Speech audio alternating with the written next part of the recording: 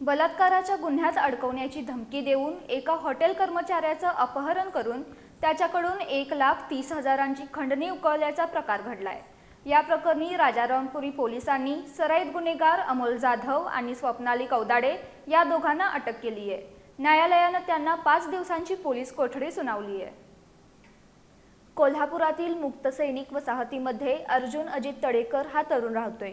तो राजारामपुरीतील एका हॉटेलमध्ये काम करतोय। 18 मे रोजी अर्जुन तळेकर हा हॉटेलमधून त्याच्या घराकडे जात होता। तो राजारामपुरीतील 8व्या गल्लीजवळ आला होता।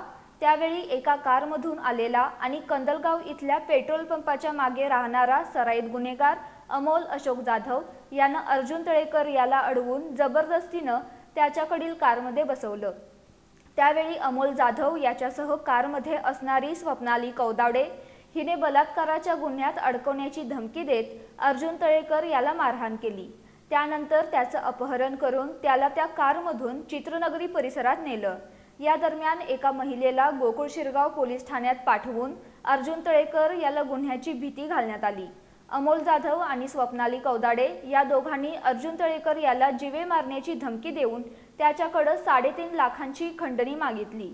त्यानंतर दुसऱ्या दिवशी अमोल जाधव आणि स्वप्नाली कौदाडे या दोघांनी अर्जुन तळेकर याच्याकडून 1,30,000ची खंडणी उकळली। या प्रकरणी अर्जुन तळेकर यानं राजारामपुरी पोलीस ठाण्यात फिर्याद दाखल केली। त्यानुसार पोलिसांनी या प्रकरणी अमोल जाधव आणि स्वप्नाली कौदाडे या दोघांना अटक केली।